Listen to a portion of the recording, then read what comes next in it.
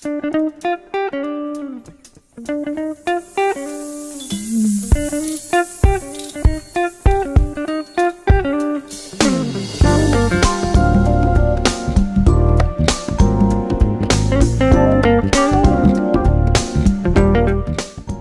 in the 1700s, there were black slaves in Georgia, Alabama, and South Carolina.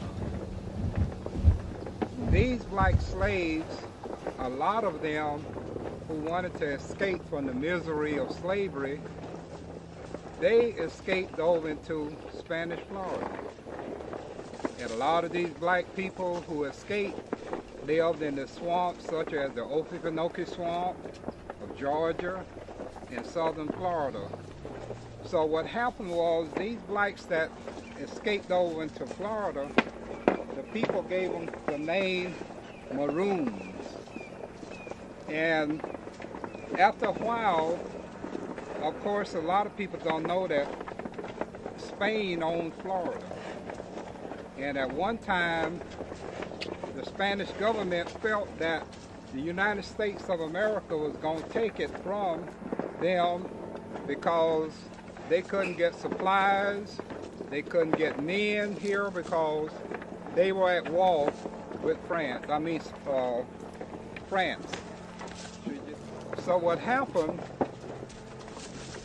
the Spanish government sent out a word that any Native American from Georgia, Alabama, wherever, want to come over into Spanish Florida, they were welcome to come over. Any black slave in Georgia, Alabama, or South Carolina who wanted to come over into Spanish Florida, abide by the rules and regulations, even if they wanted to convert to Catholicism, it was all well and fine. But in Alabama and Georgia, there was a group of Native Americans. They called them Creek Indians. The reason they called them Creek Indians is because there were so many family groups, so many different groups that were spread out throughout the territory. They said, well, we can't remember all of these different group names, so we just call them all Creek Indians. So the Creek Indians that came over into Spanish Florida, they gave them the name Seminoles, meaning wild people or runaway. And the name ended up Seminole. So the word Seminole means runaway or wild people. So those people that we call Seminoles, the Spanish government gave them land to live on, gave them the state-of-the-art weapons, because they needed allies to help hold on to Spanish Florida. But the slaves that had got the message that if you can make it to Spanish Florida, there's a chance you can be free, that's when they started coming over into Florida. We had people from Georgia, Alabama, and South Carolina. Of course, the people that came from South Carolina, today we call them Gullah Geechee people. And these people we call Gullah Geechee people came in and settled with the Seminole Indians. The Seminoles made a deal with the black people that they came in contact with. They said, well, we all got a common enemy. We all know that sooner or later, the land that we have, they're going to try to take from us. So the blacks that came to the Seminoles said, well, there are other Indian groups that have slaves. The Creek Indians have slaves. And most of all, there was a tribe of Indians called Cherokees.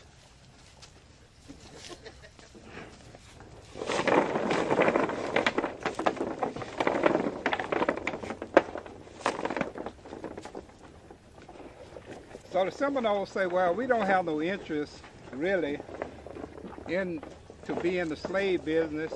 So they made a deal with the black people. They told the black people, say, well, we know you got agricultural skills. Some of you got skills in building houses and every other thing that you might need. They also say, well, you know how to speak English. Some of you know how to speak English. Some of you know how to speak Spanish. They say, well, you've been around white people all your lives. You know how they act. You know how they react. So what you do, come and live with us, live on our land, and when the slave owners or slave catchers come at you, we'll tell them you belong to us, and we'll protect you. We'll tell them that they can't have you because you're our friends and allies. So that's what happened. Runaway slaves coming from Georgia and Alabama and Carolina. Some live near the Seminoles within their villages. A lot of them live far away. I figure the reason they wanted to live far away is because they had their own Christian practices. They have their own Afrocentric culture they wanted to keep, so they wanted to stay to themselves. But when the slave owners and slave catchers wanted to come after their slaves, the Seminoles say, no, you can't have them. They belong to us. And when the slaves and the Seminoles start raiding plantations to get other slaves and start burning crops, start burning buildings and killing white people, that's when it hit the fan. She got horns. I don't want her to mistaken hit me with her horns. So that's when the Seminole Wars began, when they started killing white people and burning crops, because agriculture was a big thing for the people in the South. And when they started doing that, then that's when they got the military involved. The military got involved, and their main purpose was to catch all the slaves, send them back to the slave plantations, and get all the Indians out of the area, because the white people wanted to settle the area that they had here in Florida. The Seminoles had here in Florida. So that's basic history there. Now I can talk about some other things, but all of this information is online.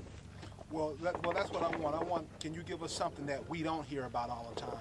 The Black Seminoles. Yeah. Well, I can tell you about my family. Okay.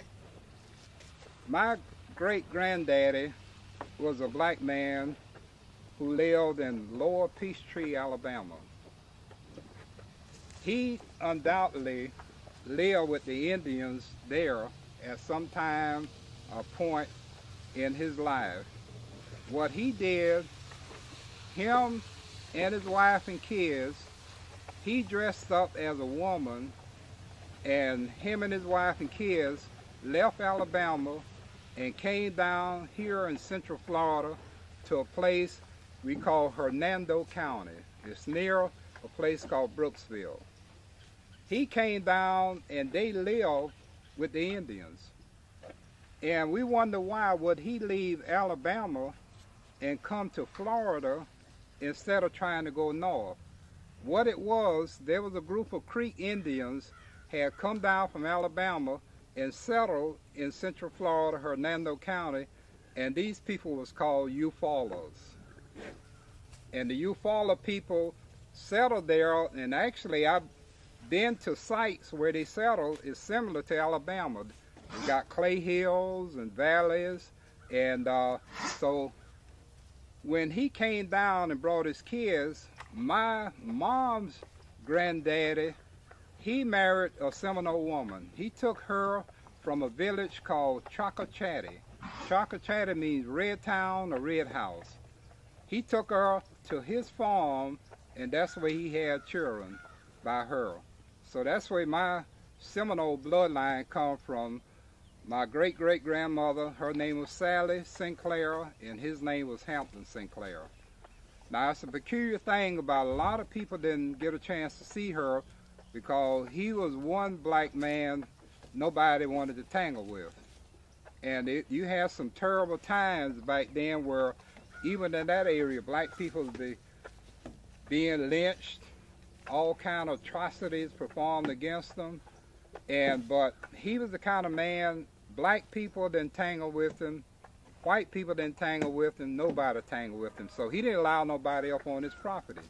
So a lot of people didn't even get to see her, and she wouldn't allow nobody to take her photograph. Of course, a lot of Native Americans back then didn't want you to take the photograph because they felt you captured their spirit, and you got their spirit in your hand.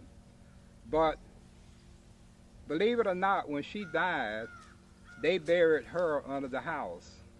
And we took a long time to figure out what was happening with that. The Creek Indians and some Seminoles, when they bury one of their people, they will build a little house type thing on top of the grave. Now if you go to Oklahoma to the Seminole reservations and their cemeteries, they build pretty good sized houses on top of the grave. So she must have gave them instructions, I want to be buried under a house. And they literally buried her under the house. And the homestead that was built in 1889 is still there. And some of the artifacts that my great-great-granddad had, he was what they call a medicine man.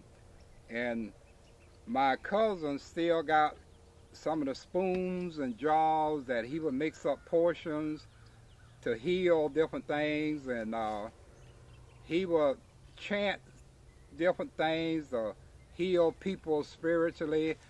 My mom never did talk about him because my brother told me that she was scared of those kind of people. And of course, you know, in black culture, they call those people root people.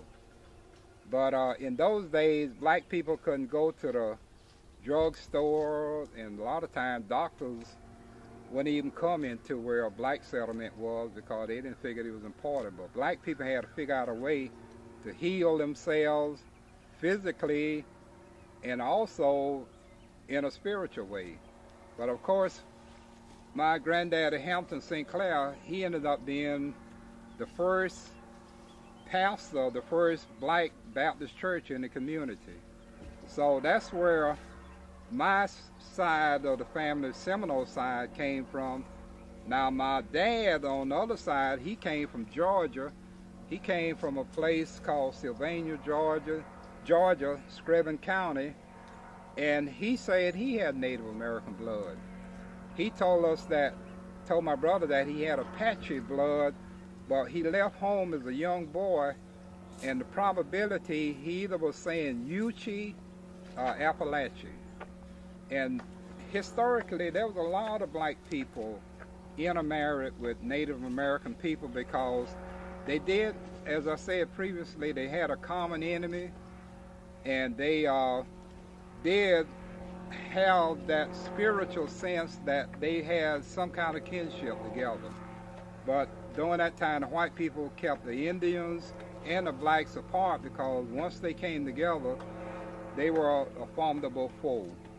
And they wanted to keep blacks in slavery, and they wanted to keep the Indians, those they didn't have in slavery, they wanted to keep them apart from the blacks.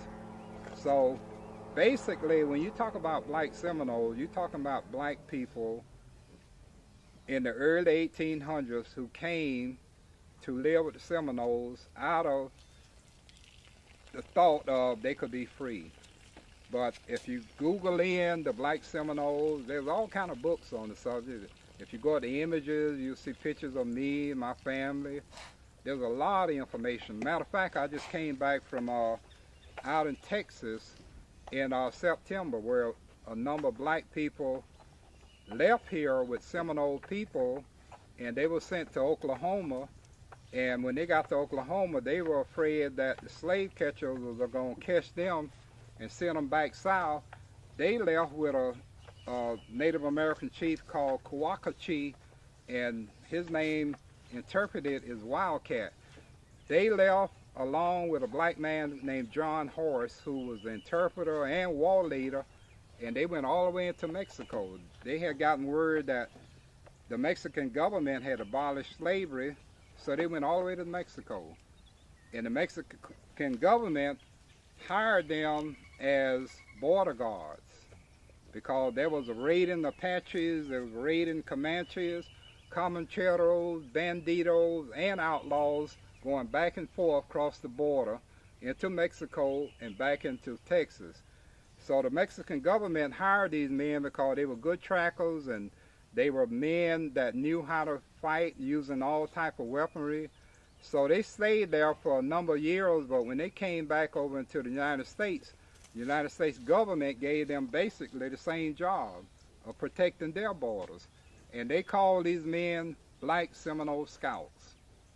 And when I went out in Texas, some of the descendants of those people, they have a parade every year commemorating the Black Seminole Scouts. On that Saturday and Sunday, they would go to the cemetery because they had men there buried there who won, 4 of them won the Congressional Medal of Honor as Black Seminole Scouts. And eventually, a lot of those men end up with a group called the Buffalo Soldiers. And but the history is alive. The history can't be refuted. I don't care whether you're Native American, white, or black. You can't refute that black people did want to fight for their freedom, and they would go to any extent to keep themselves free, militarily, diplomatically, whatever. They wanted to be free. And but like I said, a lot of people don't know about this. The reason a lot of things is not known about black people, when you talk about cowboys and Indians, when you talk about cavalry, when you talk about men who have been portrayed as heroes, we were left out. When you talk about cowboys, when I was growing up, I thought all the cowboys was white men. I thought all the cavalry men was white men.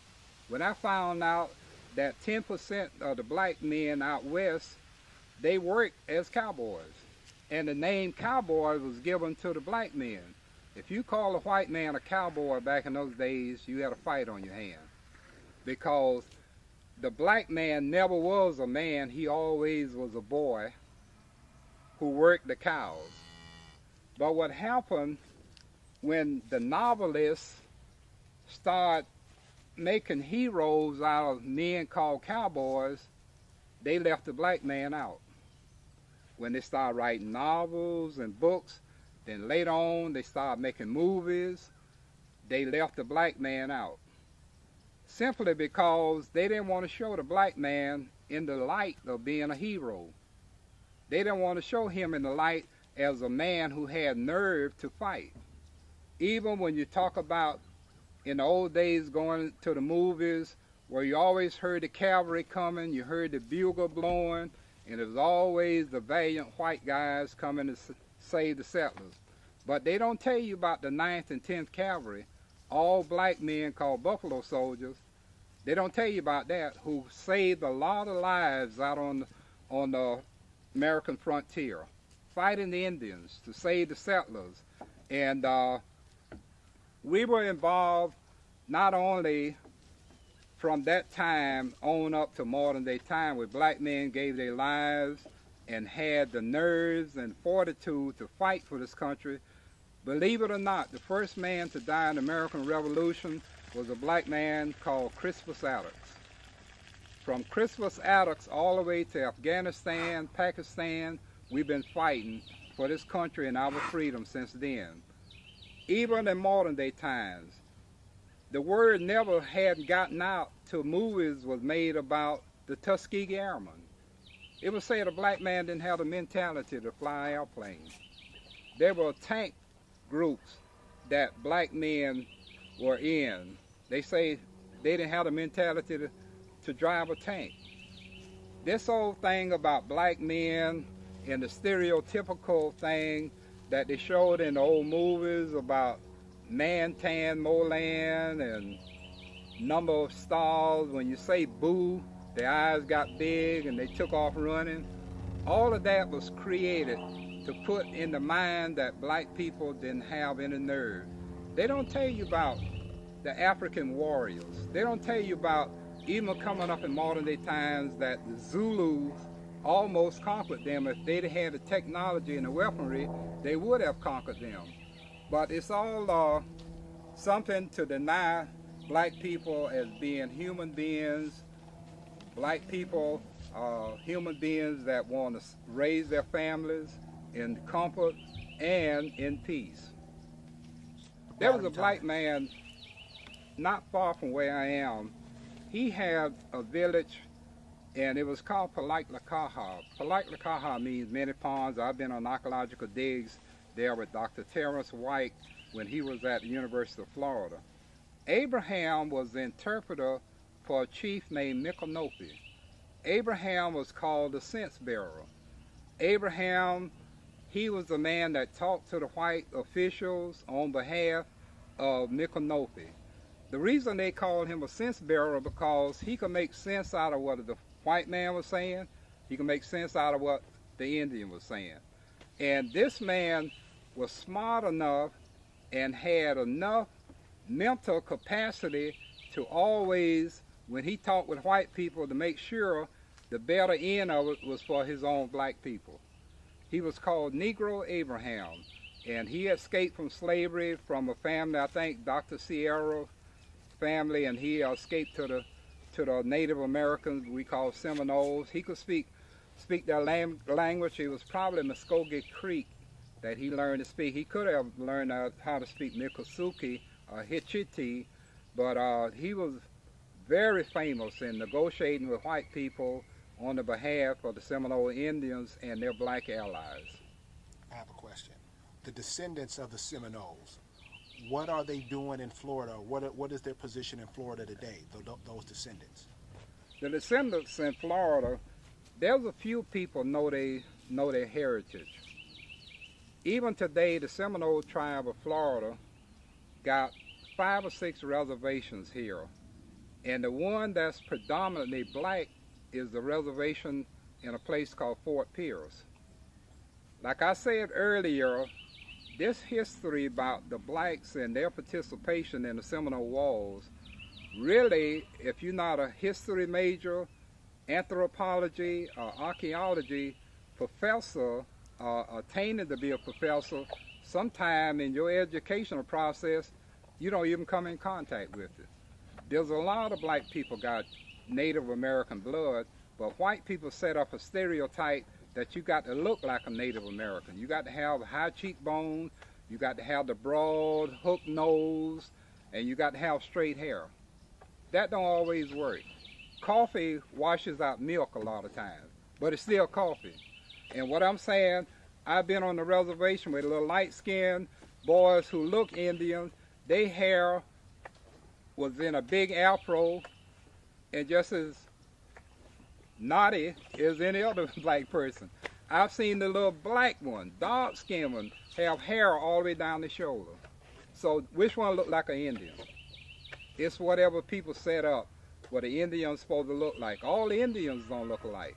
The Seminoles don't look like Apaches. The Seminoles don't look like Mohawks. As sure as all Indians don't look alike, all black people don't look alike. So this stereotypical thing about having the thin lips and all of this, that's a bunch of crap. Okay?